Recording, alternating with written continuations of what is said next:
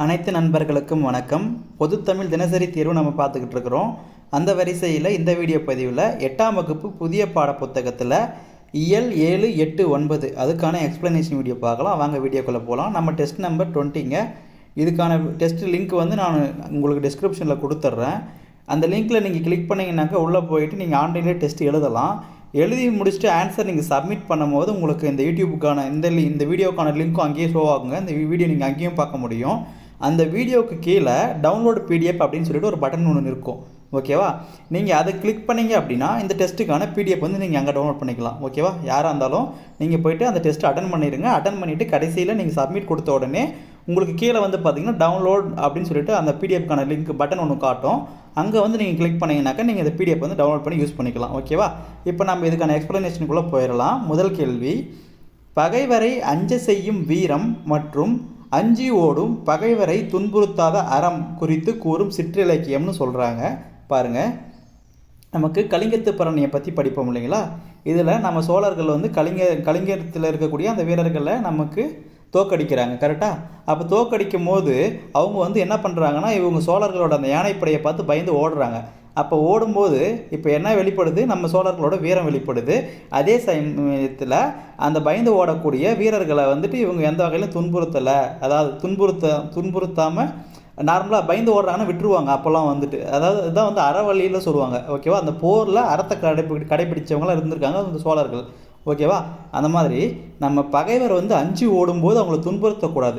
இந்த மாதிரி இருக்கிற இதெல்லாம் எந்த சிற்றிலக்கியம் சொல்லுதுன்னு கேட்டிருக்காங்களா? இது நமக்கு எது சொல்லுதுன்னு பார்த்தீங்கன்னா கலிங்கத்து பரணி. ஓகேவா? இதுக்கான ஆன்சர் நமக்கு பி தான் கரெக்டு. அதாவது பகைவரை அஞ்ச செய்யக்கூடிய அந்த வீரம் வெளிப்படணும். அதே சமயத்தில் அந்த பகைவர்கள் அஞ்சு ஓடுறாங்க அப்படின்னா அவங்கள துன்புறுத்தக்கூடாது. இந்த மாதிரி அறத்தை கடைபிடிக்கக்கூடிய அந்த செய்திகளை சொல்லக்கூடியது நமக்கு கலிங்கத்து பரணி. இரண்டாவது கேள்வி, ஒரு இரட்டுற மொழிதல் அணியின் வேறு பெயர்னு கேட்குறாங்க.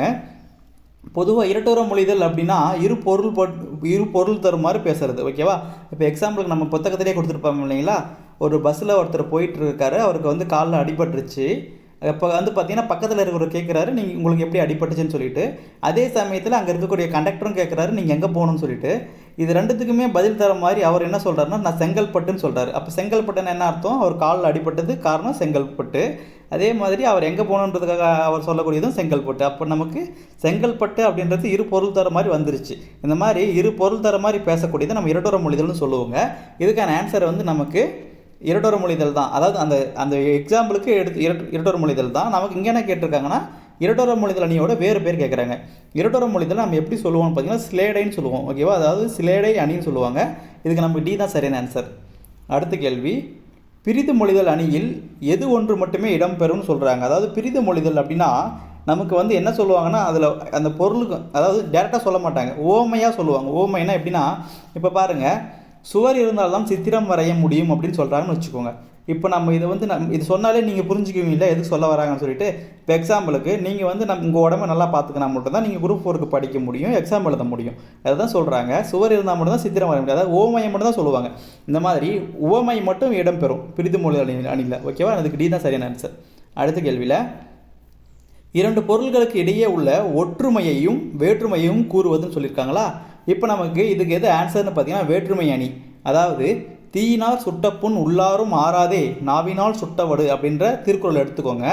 இதில் அவங்க சொல்லியிருப்பாங்க, தீ அப்படின்றதும் சுடும், தீய சொற்களும் சுடும். அப்போ நமக்கு இரண்டுமே சுடுதுன்றது நமக்கு அந்த ஒற்றுமை. ஓகேவா? ஒற்றுமையை சொல்லிருச்சு. அதுக்கப்புறமா அதை பிரித்து காட்டுது. எப்படி காட்டுதுன்னு பாருங்கள். இப்போ தீயினால் சுற்றுச்சுன்னா அது ஆறி போயிடும். அதுவே நீங்கள் தீய சொற்களால் ஒருத்தரை பேசுனீங்க அப்படின்னா அவங்க மனசில் அது ஆறாத வடுவாக மாறிடும். அப்போ நமக்கு முதல்ல ஒற்றுமையை சொல்லிவிடுங்க, சொல்லிவிட்டு பின்னாடி அதை பிரித்து காட்டும். இப்படி காட்டக்கூடியது நமக்கு வேற்றுமை அணி. ஓகேவா? அதுக்கு பி தான் சரியான ஆன்சர். அடுத்த கேள்வி, அன்னை பூமி எனும் புதினத்திற்காக தமிழக அரசின் விருதை பெற்றவர் சொல்லி கொடுத்துருக்காங்களா? இதுக்கான ஆன்சர் யாருன்னு பார்த்தீங்கன்னா நமக்கு ராஜலட்சுமி. அதாவது கோமகள்னு கொடுத்துருப்பாங்க இல்லைங்களா? கோமகளோட இயற்பெயர் தான் ராஜலட்சுமி. அன்னை பூமி அப்படின்ற புதினத்துக்காக தமிழக அரசோட விருது பெற்றிருக்காரு. ஓகேவா? அடுத்த கேள்வி, அம்பேத்கர் பிறந்த அம்பவாதே எனும் ஊர் அமைந்துள்ள மாநிலம்னு கேட்டிருக்காங்க. நமக்கு எல்லாருக்குமே தெரியும் இல்லையா? அம்பேத்கர் நமக்கு 1891 பிறக்கிறாருங்க. 1891 ஏப்ரல் மாதம் 14ஆம் தேதி 14வது மகனாக பிறக்கிறாரு. 14 ஞாபகம் வச்சுக்கோங்க. அவங்க அப்பா அம்மாவுக்கு இவர் வந்து 14வது பையன். ஓகேவா? இப்போ அவர் பிறந்த ஊர் வந்து அம்பவாதி, அதாவது ரத்தினகிரி மாவட்டம்னு கொடுத்துருப்பாங்க இல்லைங்களா? அது வந்து எந்த மாநிலத்தில் இருக்குன்னு கேட்குறாங்க. அது வந்து நமக்கு மகாராஷ்டிராவில் இருக்கக்கூடியது. சி தான் சரியான ஆன்சர். அடுத்த கேள்வி, பின்வருவது யாருடைய பொன்மொழிகள்னு கேட்குறாங்க. என்ன கொடுத்துருக்காங்கன்னு பாருங்கள். நான் வணங்கும் தெய்வங்கள் 3, அதாவது என்னென்ன சொல்கிறாருன்னு பாருங்கள். முதல் தெய்வம் அறிவு, இரண்டாவது தெய்வம் சுயமரியாதை, மூன்றாவது தெய்வம் நன்னடத்தை. இது வந்து நமக்கு யார் சொன்னதுன்னு பார்த்தீங்கன்னா நமக்கு அம்பேத்கர், அதாவது சட்டமேதை அம்பேத்கர். பி தான் சரியான ஆன்சர். ஓகேவா? சுதந்திர இந்தியாவோட முதல் சட்ட அமைச்சரும் இவர் தான். ஓகே, அடுத்த கேள்வி, ஒடுக்கப்பட்ட பாரதம் எனும் இதழை அம்பேத்கர் தொடங்கிய ஆண்டு. இது ரொம்ப முக்கியமானதுங்க. ஒடுக்கப்பட்ட பாரதம் அப்படின்னு இதழ் நமக்கு தொடங்குனது அம்பேத்கர். எந்த வருஷம்னு பார்த்தீங்கன்னா நமக்கு 1927 தான் அவர் ஆரம்பிக்கிறார். 1927. ஓகேவா? அடுத்த கேள்வி, சுதந்திர தொழிலாளர் கட்சி எனும் அமைப்பை தோற்றுவித்தவர். இதுவும் பார்த்தீங்கன்னா நமக்கு அம்பேத்கர் தான் தோற்றுவிக்கிறார். ஓகேவா? அம்பேத்கர். டி தான் சரியான ஆன்சர்.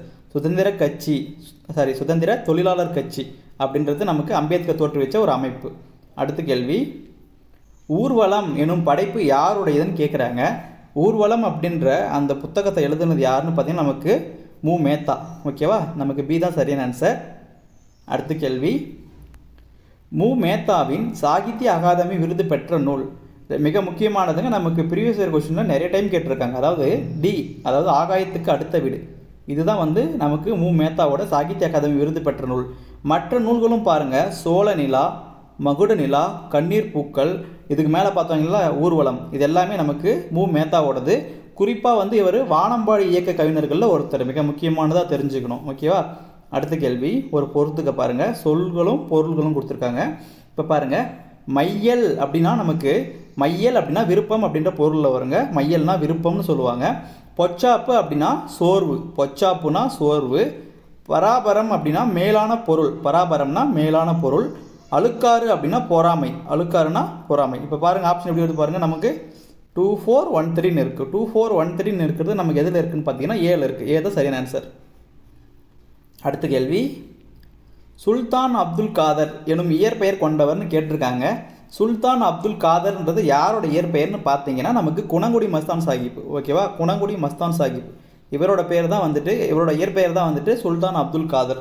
முகமது இஸ்மாயில்ன்றது யாரோட இயற்பெயர்னு தெரிஞ்சால் கமெண்ட் பண்ணுங்கள். ஓகேவா? முகமது இஸ்மாயில்ன்றது யாரோட இயற்பெயர் அப்படின்னு தெரிஞ்சால் கமெண்ட் பண்ணுங்கள். அடுத்த கேள்வி, 74வது, திருவெம்பாவை எனும் நூலை எழுதியவர்னு கேட்டிருக்காங்களா. திருவெம்பாவை அதாவது மார்கழி மாதத்தில், அதாவது விடியும் பொழுது, அதாவது விடியற்காலையில் வந்து பார்த்திங்கன்னா பெண்கள் வந்து தெய்வங்களை வழிபட போவாங்க. அதில் குறிப்பாக திருமாலை வழிபடக்கூடிய பெண்களுக்காக எழுதப்பட்ட நூல் நமக்கு திருப்பாவை, ஆண்டாள் எழுதுனது. ஓகேவா? 30 பாடல் இருந்திருக்கும். திருவெம்பாவை அப்படின்றது சிவனை வழிபடக்கூடிய பெண்களுக்காக மாணிக்க வாசகர் எழுதுனது. அது வந்து பார்த்திங்கன்னா நமக்கு 20 பாடல்களுக்கு வந்திருக்கும். 20 பாடல் இருக்கும். இப்போ நமக்கு எதை கேட்குறாங்க? திருவெம்பாவை. திருவெம்பாவை யார் எழுதுன்னு பார்த்தீங்கன்னா நமக்கு மாணிக்க வாசகர். எவ்வளோ பாடல்கள் இருக்குன்னா நமக்கு 20 பாடல்கள். அதுவே ஆண்டாள் எழுதுனது வந்து திருப்பாவை. ஓகேவா? இந்த திருப்பாவையில் நமக்கு எவ்வளோ பாடல்கள் இருக்குன்னு பார்த்தீங்கன்னா நமக்கு 30 பாடல்கள் இருக்கும். இரண்டுமே முக்கியமானதுங்க. இதை தாண்டி நமக்கு இந்த ஆண்டாள் எழுதினால திருப்பாவை, இதை தழுவி நம்ம இறையரசன் எழுதியிருப்பாருங்க கன்னிப்பாவை அப்படின்னு சொல்லிட்டு. ஓகேவா? கன்னிப்பாவை அப்படின்னு நூல் எழுதுனது வந்து நமக்கு இறையரசன் நமக்கு சேசுராசன் கொடுத்துருப்பாங்களா, அவர் தான். ஓகேவா? அதாவது திருப்பாவை அப்படின்ற நூலை தழுவி எழுதுனது இறையரசன். தைப்பாவை அப்படின்ற ஒரு நூல் எழுதுனது நமக்கு கண்ணதாசன். ஓகேவா? இதெல்லாம் பாவை நூல்களில் மிக முக்கியமானதாக வருங்க. ஓகேவா? அடுத்ததா ஒரு பொறுத்துக்க, இன்பம் தருவது, அதாவது திருக்குறள்லேருந்து கேட்டிருக்காங்க பாருங்கள். இன்பம் தருவது நமக்கு பண்புடையவர் நட்பு. இன்பம் தருவது நமக்கு பண்புடையவர் நட்பு. நட்பு என்பது நமக்கு சிரித்த மகிழ மட்டுமன்று. ஓகேவா? நட்புனா சிரித்து நம்ம சந்தோஷமாக இருக்கிறதுக்கு மட்டும் கிடையாது, அவங்களுக்கு துன்பம் வரும்போது உதவுறதுக்காக தான் இருக்கணும் நட்புனா. அடுத்ததான் பெருமையை அளிப்பது அப்படின்னா குன்றிமணி அளவு தவறு. அதாவது நம்ம செய்யக்கூடிய சின்ன சின்ன தவறு கூட நமக்கு நம்மளோட பேரை வந்து நம்ம பேரை கெடுத்து விட்ரும். ஓகேவா? அதனால் நமக்கு இது 2வதாக வரும். பணிவு கொள்ளும் காலம், அதாவது நம்மக்கிட்ட எப்போ வந்து நம்மக்கிட்ட இருக்கிற அந்த பொருள் செல்வங்கள்லாம் அதிகமாகுது அப்போ தான் வந்து நம்ம ரொம்ப பணிவாக நடந்துக்கணும். அதாவது இந்த ஆணவம்னு சொல்கிறாங்கல்ல, கர்வம் தலைக்கேறுதுன்னு சொல்கிறாங்க இல்லையா, அந்த மாதிரி இருக்கக்கூடாது. அப்போ நமக்கு இது வந்து பார்த்திங்கன்னா நமக்கு 3வது ஆப்ஷனாக இருக்குது. அடுத்த கேள்வியில் பயனின்றி அழிவது அப்படின்னு பார்த்தீங்கன்னா நற்பண்பு இல்லாதவன் பெற்ற பெருஞ்செல்வம். அதாவது ஒருத்தன்கிட்ட அவனோட பண்புகள் சரியில்லை, அவனோட கேரக்டர் சரியில்லை அப்படின்னா அவங்ககிட்ட எவ்வளோ சொத்து இருந்தாலும் அது ஆட்டோமேட்டிக்காக அழிஞ்சு போயிடும். ஓகேவா? இப்போ இதுக்கான ஆன்சர் வந்து நமக்கு 1. இப்போ பாருங்கள், ஆப்ஷன் எப்படி பாருங்கள், 5 4 2 3 1ன்னு இருக்குது. 5 4 2 3 1ன்றது நமக்கு பியில் இருக்குது. பி தான் சரியான ஆன்சர். அடுத்த கேள்வி, ஊராண்மை எனும் சொல்லை பிரித்து எழுத கிடைப்பதுன்னு கேட்டிருக்காங்க. இது எப்படி பிரிக்கலாம்னு பாருங்கள். ஊர் கூட்டல் ஆண்மைன்னு பிரிக்கலாமா? இப்போ நமக்கு ஏ தான் சரியான ஆன்சர். இப்படி தான் பிரிக்கணும். ஊராண்மை அப்படின்னா ஊர் கூட்டல் ஆண்மை. ஏ தான் கரெக்டு. அடுத்த கேள்வி, ஆண்மையின் கூர்மை அது என்னன்னு பாருங்கள். இப்போ பொதுவாக நமக்கு வந்து பார்த்திங்கன்னா வறியவருக்கு உதவத்தில் வந்து கருணை பண்பில் வந்துருங்க. ஆண்மையின் கூர்மைன்னு சொல்லிட்டு திருவள்ளுவர் எதை சொல்கிறாரு அப்படின்னா, நம்ம வந்து நமக்கு வந்து கெடுதல் செய்கிறாங்க இல்லைங்களா ஒரு பகைவர், அவங்களுக்கு அவங்க வந்து பார்த்திங்கன்னா ஏதாச்சும் ஒரு துன்பப்படுறாங்க, நமக்கு கெடுதல் செஞ்சுட்டாங்க பரவாயில்ல, ஆனால் வந்து அவங்க ஏதாச்சும் ஒரு துன்பத்தில் இருக்கிறாங்க அப்படின்னு நம்ம போயிட்டு அவங்களுக்கு உதவணும். ஓகேவா? அதை தான் திருவள்ளுவர் என்ன சொல்கிறாருன்னா ஒரு ஆண்மையின் கூர்மைன்னு சொல்கிறாரு. அதாவது பகைவருக்கு உதவணும். ஓகேவா? நமக்கு கெடுதல் செஞ்சாங்க இல்லைங்களா, அந்த பகைவருக்கு ஏதாச்சும் துன்பம் நிகழும் போது நம்ம போய் அவங்களுக்கு உதவணும். அதை தான் வந்து ஆண்மையின் கூர்மைன்னு சொல்கிறாரு. அடுத்த கேள்வி, பொறுத்துக. ஆங்கில சொல், அதுக்கு தமிழ் சொல் கேட்குறாங்க. இப்போ பாருங்கள், ரிஃபார்ம் அப்படின்னா நமக்கு சீர்திருத்தம். ஓகேவா? ரிஃபார்ம் சோசியல் ரிஃபார்மர்னு நான் படிப்போம் இல்லைங்களா. ரிஃபார்ம் அப்படின்னா நமக்கு சீர்திருத்தம், அதாவது நமக்கு நேருக்கு நேராக இருக்குது. இன்டெகிரிட்டி இது வந்து நமக்கு நேர்கனவே ஒரு டைம் பார்த்துருப்போம்னு நினைக்கிறேன். இன்டெகிரிட்டி அப்படின்னா நமக்கு நேர்மையை சொல்லக்கூடியது. ஓகேவா? இன்டெகிரிட்டினா நேர்மை. ரேஷ்னல் அப்படின்னா பகுத்தறிவு. ஓகேவா? ரேஷ்னல்னால் நமக்கு பகுத்தறிவு. சேரிட்டி அப்படின்னா தொண்டு. சேரிட்டினா தொண்டு. இப்போ ஆப்ஷன் நமக்கு ஸ்ட்ரைட்டாகவே இருக்கா, அப்போ நமக்கு 1 2 3 4 அப்படி லைனாகவே வரும். ஆப்ஷன் பாருங்கள் 1 2 3 4ன்றது நமக்கு சியில் இருக்குது. சி தான் சரியான ஆன்சர். அடுத்த கேள்வி, ஒரு பொறுத்துக. பா வகையும் அதுக்கான ஓசையும் கேட்குறாங்க. இது வந்து நமக்கு ப்ரீவியஸ் இயரில் நிறைய டைம் கேட்டிருக்காங்க. தனியாகவும் கேட்பாங்க, இந்த மாதிரி மேக்ஸ் தி ஃபாலோயிங்கும் வச்சு கேட்பாங்க. ஓகேவா? எப்படி கேட்டாலும் நீங்கள் போடணும். இப்போ நமக்கு பார்த்தீங்கன்னா வெண்பா அப்படின்னா வெண்பா வந்து நமக்கு செப்பல் ஓசை உடையது. ஓகேவா? வெண்பா அப்படின்னா நமக்கு செப்பல் ஓசை. வஞ்சிப்பா அப்படின்னா அது தூங்கல் ஓசை. வஞ்சிப்பானா தூங்கல் ஓசை. ஆசிரியப்பான்னா அகவல் ஓசை. கலிப்பா அப்படின்னா நமக்கு துள்ளல். கலிப்பானா துள்ளல் ஓசை. இப்போ பாருங்கள் ஆப்ஷன் எப்படி எடுத்து பாருங்கள். 4 3 1 2ன்னு வருது. அதாவது வெண்பா அப்படின்னா செப்பல் ஓசை, வஞ்சிப்பானா தூங்கல் ஓசை, ஆசிரியப்பானா அகவல் ஓசை, கலிப்பானா துள்ளல் ஓசை. இதை நீங்கள் நேராக வச்சு படிச்சுக்கோங்க. நமக்கு ஆசிரியப்பா, வெண்பா, அதுக்கப்புறமா கலிப்பா, அதுக்கப்புறமா வஞ்சிப்பா படிப்போமா. இப்போ நமக்கு ஆசிரியப்பா ஆன்னு இருக்கும். அப்படி பார்த்தீங்கன்னா நமக்கு அகவல் ஓசையும் வரும், ஞாபகம் வச்சுக்கோங்க. வெண்பா இப்போ பாருங்கள், இந்த இடத்துல நமக்கு வே, இங்கேயும் பாருங்கள் அது ஒத்த கொம்பு வருதா, இங்கேயும் பாருங்கள் இதுலேயும் ஒத்த கொம்பு இருக்குது. அப்போ அதுக்கு அது ஸ்ட்ரைட்டாக வரும். இங்கே நமக்கு ஆசிரியப்பா வந்துச்சுன்னா அங்கே இருக்கிற மாதிரி ஞாபகம் வச்சுக்கோங்க. இது நமக்கு இங்கே வெண்பா வே இருக்கிறது, இங்கேயும் பாருங்கள் இங்கேயும் ஒத்த கொம்பு இருக்குது, அப்படியே வச்சு ஞாபகம் வச்சுக்கோங்க. மீதி இருக்கிறது ஈஸியாக ஞாபகம் வச்சுக்கலாம். கலிப்பு அப்படின்னா நமக்கு மகிழ்ச்சியாக இருக்கிறது ஞாபகம் வச்சுக்கலாமா. மகிழ்ச்சியாக இருக்கும்போது நம்ம துள்ளலாக இருப்போம். அப்போ நம்ம கலிப்புனா நமக்கு மகிழ்ச்சி, துள்ளல். ஓகேவா? வஞ்சி அப்படின்னா நமக்கு தூங்கல். ஓகேவா? வஞ்சினா அது கொஞ்சம் டிஃப்ரெண்ட்டாக தெரியுதா, அப்போ நமக்கு தூங்கல்னு வச்சுக்கோங்க. உங்களுக்கு கொஞ்சம் ஆப்ஷன் கொஞ்சம் ஈஸியாக இருக்கும். அதாவது புதுசாக படிக்கிறவங்களுக்காக சொல்கிறேன், படித்தவங்களுக்கு இதெல்லாம் தேவையே கிடையாது. கரெக்டாக? அடுத்தது பார்க்கலாமா. அடுத்தது என்ன கொடுத்துருக்காங்கன்னு பாருங்கள். இறுதி எழுத்து அல்லது இறுதி ஓசை ஒன்றி வர தொடுப்பதுன்னு சொல்கிறாங்க. பொதுவாக நமக்கு இதில் இருக்கிறது எல்லாத்தையுமே சொல்லிடுறேன் ஒரு டைமு. மோனை அப்படின்னா இந்த மாதிரி ஒரு லைன் எழுதுறாங்கன்னு வச்சுக்கோங்க. இதில் நமக்கு ஒவ்வொரு வார்த்தையில் இருக்கக்கூடிய அந்த எழுத்து வந்து ஒரே மாதிரி இருந்துச்சுன்னா அது வந்து மோனைன்னு சொல்லுவாங்க. அதுவே ரெண்டாவது எழுத்து ஒரே மாதிரி இருந்துச்சு அப்படின்னா அது வந்து எதுகைன்னு சொல்லுவாங்க. இந்த மாதிரி ஒரு லைன் எழுதுகிறோம்.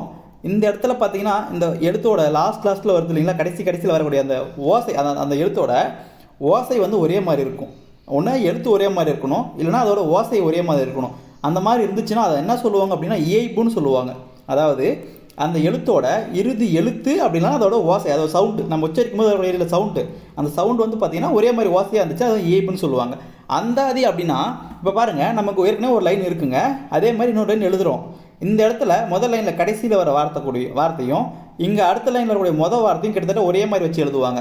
இந்த மாதிரி எழுதுறத நம்ம அந்தாதின்னு சொல்லுவாங்க. ஓகேவா? இப்போ அடுத்த கேள்வி பார்க்கலாமா. சிறுகதை மன்னன் என அழைக்கப்படுபவர். பொதுவாக இது வந்து கொஞ்சம் கான்ட்ரவர்சியாக இருக்குங்க. எப்படி கேள்னா நமக்கு புதுமை பித்தனும் வருவாருங்க, அதே மாதிரி ஜெயகாந்தனும் இருப்பார். ரெண்டு பேருமே நமக்கு சிறுகதை மன்னன் கொடுத்து வச்சுருப்பாங்க. நம்ம புத்தகத்திலே கூட கொடுத்துருப்பாங்க, 2 இடத்துல கொடுத்துருப்பாங்க. 10வது புத்தகத்தில் பார்த்தீங்கன்னா சிறுகதை மன்னன் சொல்லிட்டு நமக்கு ஜெயகாந்தனை கொடுத்துருப்பாங்க. 8வது புத்தகத்தில் சிறுகதை மன்னன் சொல்லிட்டு நமக்கு விருதாசலத்தை கொடுத்துருப்பாங்க. 2 பேரில் யாராச்சும் ஒருத்தர் தாங்க நமக்கு ஆப்ஷனில் வருவாங்க, 2 பேரும் கொடுக்க மாட்டாங்க. ஓகேவா? சிறுகதை மன்னன்னாக்க நமக்கு 2 பேருமே இருக்கிறாங்க. இதில் பார்த்தீங்கன்னா நமக்கு ஆப்ஷன் வந்து பார்த்தீங்கன்னா புதுமை பித்தன் தான். அவரோட இயற்பெயர் நமக்கு சோ விருதாசலம். ஓகேவா? பி தான் சரியான ஆன்சர். சிறுகதை மன்னன் என அழைக்கப்படுபவர் சோ விருதாசலம், அதாவது புதுமை பித்தனோட இயற்பெயருங்க இது. ஓகேவா? அடுத்த கேள்வி, அயோத்திதாசர் நடத்திய இதழ் கேட்டிருக்காங்க. இது நமக்கு மிக முக்கியமானதுங்க. அயோத்திதாசர்ன்றவர் வந்து நமக்கு 1907 தான் அந்த இதழ் ஆரம்பிச்சிருப்பார் இல்லைங்களா. 1907 நமக்கு ஜூன் மாதம் 19ஆம் தேதி ஜூன் 19. ஓகேவா? இவர் வந்து இந்த வருஷத்தில் இந்த இதில் வந்து ஆரம்பிக்கிறாரு. ஒரு பைசா தமிழன் அவர் நடத்தினது ஒரு பைசா தமிழன் அப்படின்ற இதழ். ஓகேவா? அடுத்த கேள்வி, உலாமடல் எனும் நூலை இயற்றிய செய்யங்கொண்டார். இதிலே பாருங்கள் ஒரு கொஷினுக்குள்ள ஒரு கொஷின் இருக்குது. அதாவது செய்யங்கொண்டாரோட நூல் தான் வந்து உலாமடல். ஓகேவா? உலாமடல்னால் நமக்கு செய்யங்கொண்டார், சித்திரமடல் அப்படின்னு கேட்டாங்கன்னா காலமேக புலவர். அதாவது செய்யங்கொண்டார் எழுதுனது உலாமடல் அப்படின்ற நூல். இங்கே என்ன கேட்குறாங்கன்னா, இந்த செய்யங்கொண்டார் வந்து யாரோட அவையில் புலவராக இருந்தார்னு கேட்குறாங்க. கரெக்டாக? செய்யங்கொண்டார்ன்றவர் யாரோட அவையில் புலவராக இருந்தார்? அதாவது நமக்கு 12ஆவது நூற்றாண்டு கவிஞர்கள்னு வச்சு நீங்கள் படிச்சிருப்பீங்க. அதில் நமக்கு செய்யங்கொண்டார்ன்றவர் யாரோட அவையில் இருந்தார்னு பார்த்தீங்கன்னா நமக்கு முதலாம் குலோத்துங்கன். ஓகேவா? முதலாம் குலோத்துங்கன் என்பது சரியான ஆன்சர். ஓகேவா? முதலாம் குலோத்துங்கன். சேக்கிலார் படிச்சிருப்பீங்க இல்லைங்களா? பெரிய புராணத்தை எழுதின சேக்கிலார். அவர் வந்து பார்த்தீங்கன்னா 2ஆம் குலோத்துங்கனோட அவையில் இருந்திருப்பாருங்க. 2ஆம் குலோத்துங்கனோட பேர் தான் வந்து அனபாய சோழன்னு சொல்லுவாங்க. ஓகேவா? அனபாய சோழன்னா நமக்கு 2ஆம் குலோத்துங்க சோழன். அடுத்த கேள்வி, ஒரு பொறுத்துக. சொல் பொருள் கொடுத்துருக்காங்க. இப்போ பாருங்கள், அருவர் அப்படின்னா நமக்கு தமிழரை குறிக்கும். அருவர் அப்படின்ற சொல் வந்து நமக்கு தமிழரை குறிக்கும். பிலம் முளை அப்படின்றது நமக்கு மலைக்குகையை குறிக்கக்கூடியது. மலைக்குகை. ஓகேவா? பிலம் முளை அப்படின்னா நமக்கு மலைக்குகையை குறிக்கும். ஓகேவா? தூறு அப்படின்னா புதர். இது ரொம்ப முக்கியமானதுங்க. தூறு அப்படின்னா புதர். நமக்கு ப்ரீவியஸ் இயரில் நிறைய டைம் கேட்டிருக்காங்க, பொறுத்துக்களே கேட்டிருக்காங்க. மரளி அப்படின்னா காலன். காலன்னா யாருங்க? நமக்கு யமனா? கரெக்டு. மரளினா நமக்கு காலன். ஓகேவா? நமக்கு பாருங்கள் ஆப்ஷன் எப்படி வந்து பாருங்கள், 2143 இருக்குது. 2143ன்றது நமக்கு ஏ ஆப்ஷனில் இருக்குது. ஏ தான் கரெக்டான ஆன்சர். அடுத்த கேள்வி, ஊசிகள் எனும் நூலை எழுதியவர்னு கேட்குறாங்க. ஊசிகள்ன்றது நமக்கு யார் எழுதுனதுங்க? மீ ராசேந்திரனா அவர் தான் எழுதியிருப்பார் ஊசிகள் அப்படின்றது. ஓகேவா? ஊசிகள், அப்புறமா குக்கு, வா இந்த பக்கம், அந்த மாதிரி கோடையும் வசந்தமும், இதெல்லாம் வந்து பார்த்திங்கன்னா அவர் தான் எழுதியிருப்பார். ஓகேவா? இதெல்லாமே கொஞ்சம் முக்கியமானதுங்க. நமக்கு வந்து பார்த்திங்கன்னா நூலாசிரியர் பொறுத்த சொல்லி கேட்பாங்க. அந்த மாதிரி கேட்கும்போது நமக்கு இந்த மாதிரி இருக்கிறதெல்லாம் எடுத்துகிட்டு வந்து கேட்பாங்க. ஓகேவா? நமக்கு சிலபஸ் படி பார்த்திங்கன்னா இவரெல்லாம் சிலபஸில் வந்து பார்த்திங்கன்னா டேரெக்டாக இல்லைங்க, இன்டேரக்டாக கேட்பாங்க. எப்படின்னா இப்போ நூலாசிரியர் வச்சு தான் கேட்பாங்க. ஓகேவா? அடுத்த கேள்வி, காமராசரால் தொடங்கப்பட்ட மதிய உணவு திட்டத்தை சத்துணவு திட்டமாக விரிவுபடுத்தியவர்னு கேட்குறாங்களா? நமக்கு பாருங்கள், மதிய உணவு திட்டம் அப்படின்றத நமக்கு ஆரம்பித்தது காமராசர். இது எல்லாருக்குமே தெரிஞ்சிருக்கும் இல்லைங்களா? இந்த மதிய உணவு திட்டத்தை சத்துணவு திட்டமாக மாற்றினது யாருன்னு பார்த்தீங்கன்னா நமக்கு எம்ஜிஆர். ஓகேவா? மதிய உணவு திட்டத்தை சத்துணவு திட்டமாக மாற்றினது எம்ஜிஆர். அடுத்த கேள்வி,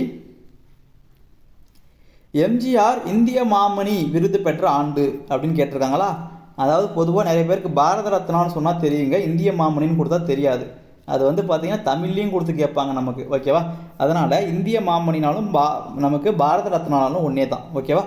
எம்ஜிஆர் எந்த வருஷம் வாங்கியிருப்பார்? நமக்கு 1988. ஓகேவா? 1988 அவர் பாரத ரத்னா விருது வாங்கியிருப்பார்.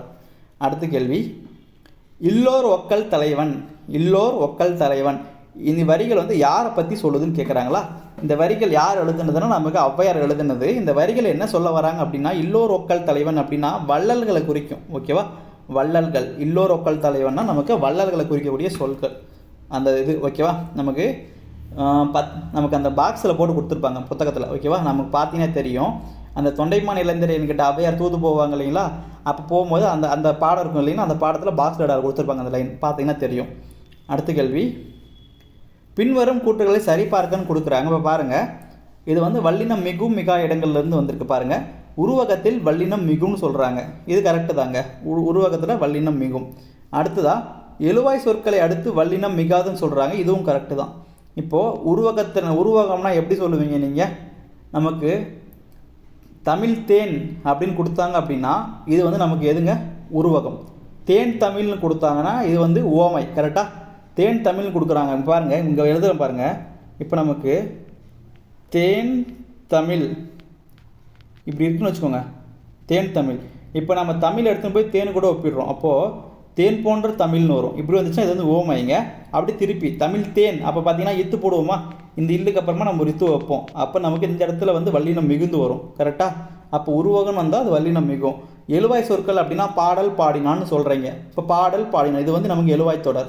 இதில் நமக்கு எந்த ஒட்டு எழுத்தும் சேராதுங்க. ஓகேவா? இதுவும் கரெக்டு தான். அடுத்ததாக பெயரெச்சம், எதிர்மறை பெயரெச்சம் ஆகியவற்றை அடுத்து வல்லினம் மிகும்னு சொல்கிறாங்களா? இது தப்புங்க.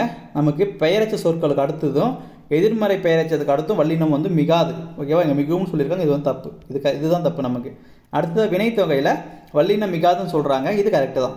நமக்கு ஆப்ஷன் வந்து பார்த்தீங்கன்னா 1, 2, 4 இது எல்லாமே கரெக்டு, 3 தப்பு. ஓகேவா, 3 தவறு. இப்போ பாருங்கள், 1, 2, 4 சரி, 3 தவறு. ஓகேவா, நமக்கு டி தான் சரியான ஆன்சர் இதுக்கு. ஓகேவா, டி தான் சரியான ஆன்சர்.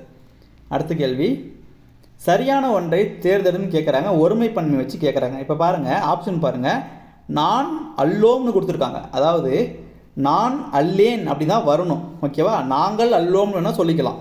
இப்போது நீவீர் அல்லைன்னு சொல்லியிருக்காங்க, நீவீர் அல்லைன்னு சொல்லக்கூடாது இல்லைங்களா, அல்லீர்னு சொல்லணும். அப்போ நமக்கு இதுவும் தப்பாக இருக்குது.